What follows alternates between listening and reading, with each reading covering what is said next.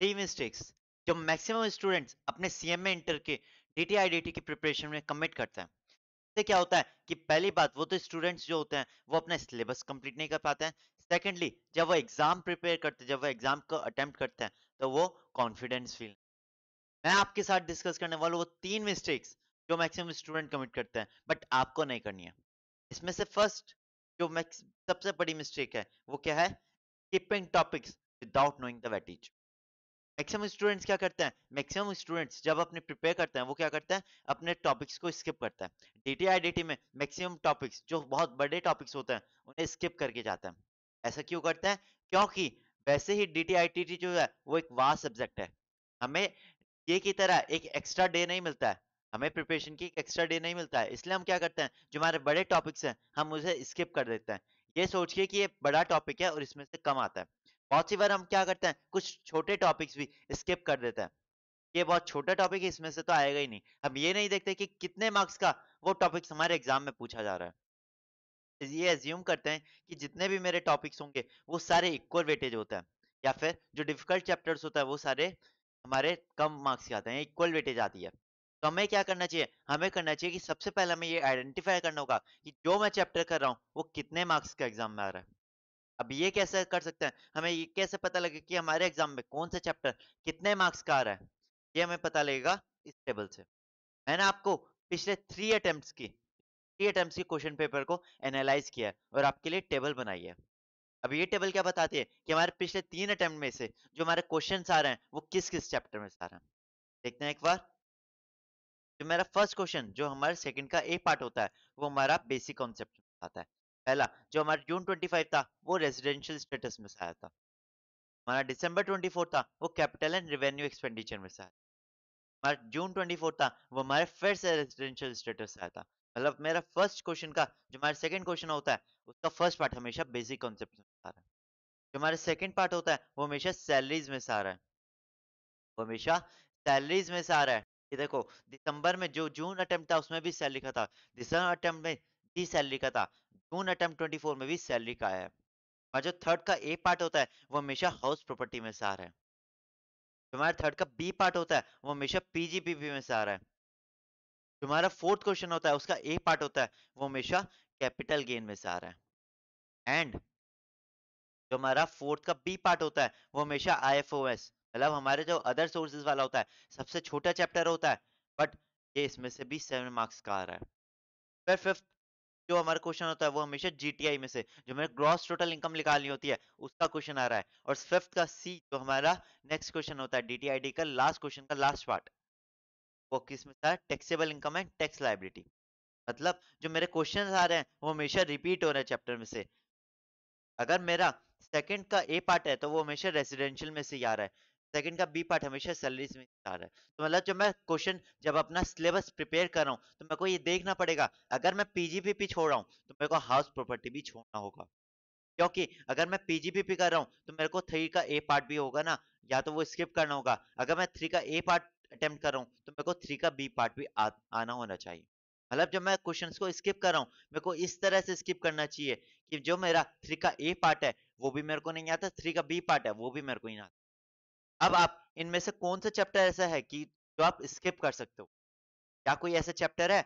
वैसे तो मैं आपको रिकमेंड करूंगा कि अगर पॉसिबल है तो आप 100% एग्जाम करो, 100% सिलेबस कंप्लीट करो। क्योंकि जब आप 100% सिलेबस कंप्लीट करोगे, जब भी आप कॉन्फिडेंट फील करोगे एग्जाम्स में जाके।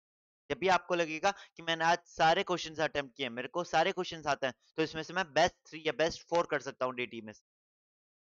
आप क्या कर सकते हो? आपको ये पीजीपीपी तो हमेशा करना ही चाहिए। ऐसा क्यों कह रहा हूँ? क्योंकि जो जीटीआई है और जो हमारा टैक्सेबल इनकम है वो कहीं ना कहीं पीजीपीपी से ही रिलेटेड होता है, कहीं ना कहीं पीजीपीपी से ही रिलेटेड होता है। ठीक है ना?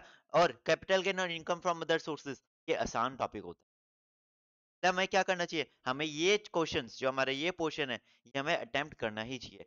हम सैलरीज को 1% स्किप कर सकते हैं बट पीजीपी को मत स्किप करना, क्योंकि पीजीपी पे स्किप करते ही हमें जीटीआई और टैक्सेबल इनकम में थोड़ा कम एडवांटेज हो जाता है। ठीक है ना? हमारा आईडीटी का पोर्शन कैसा आता है? एक बार आईडीटी का पोर्शन चेक करते हैं।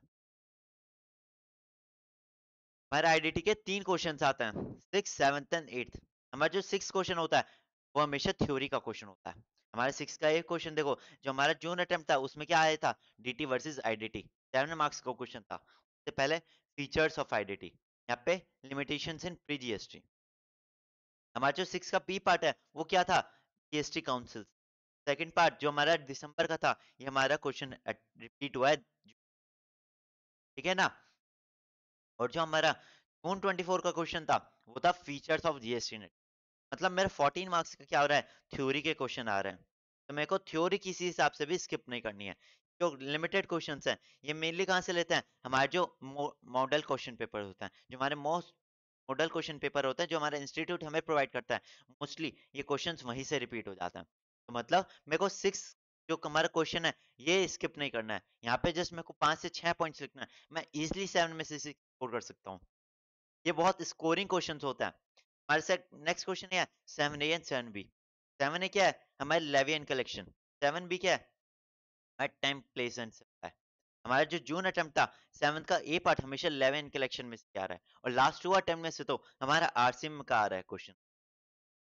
प्लस जो सेकंड का बी है वो हमारा टाइम प्लेस एंड वैल्यू। हमारा जो दिसंबर अटेम्प्ट था वो हमारा वैल्यूएशन ऑफ सप्लाई में से आया, और जो हमारा जून अटेम्प्ट था वो हमारा time of supply of goods में से आया था। और ये जो दोनों चैप्टर्स होता है ना, टाइम प्लेस एंड वैल्यू, और जो हमारा लेवन कलेक्शन होता है, वो ये इजी सब्जेक्ट है एज कम्पेयर टू डीटी के सैलरीज या फिर पीजीबी। तो मेरे को क्या करना चाहिए? मेरे को अपने डीटी आईडीटी में इन दोनों क्वेश्चंस को तो जरूर अटेम्प्ट करना चाहिए। टोटल क्वेश्चंस कितने अटेम्प्ट करने होते हैं? 5 क्वेश्चन।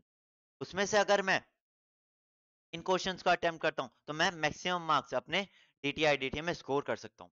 नेक्स्ट क्वेश्चन क्या है? हमारा जो लास्ट क्वेश्चन होता है 8th क्वेश्चन, उसमें से लास्ट अटेम्प्ट में मेरा एक थ्योरी का क्वेश्चन आया था। लास्ट अटेम्प्ट में मेरा आईटीसी का क्वेश्चन आया था दिसंबर 24, और जून 24 में मेरा एक रजिस्ट्रेशन का क्वेश्चन है। अब जो हमारा 8 का बी होता है, हमारा कस्टम्स का एक क्वेश्चन आता है, जो हमारे 7 मार्क्स का होता है।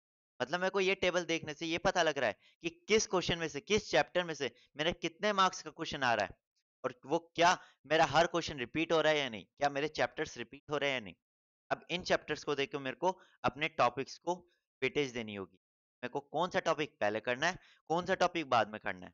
प्लस मेरे को एक कॉम्बिनेशन भी बनाना होगा कि अगर मेरे इस तरह से क्वेश्चन आता है तो मैं किस तरह से अपने क्वेश्चन अटेम्प्ट करने वाला हूँ।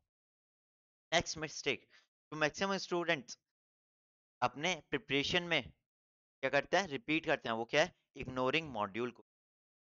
मैक्सिमम स्टूडेंट्स क्या करते हैं कि वो मॉड्यूल के क्वेश्चन ही अटेम्प्ट नहीं करते। वो मॉक टेस्ट पेपर्स जो हमारे इंस्टीट्यूट देता है हर अटेम्प्ट के लिए, वो अटेम्प्ट नहीं करते।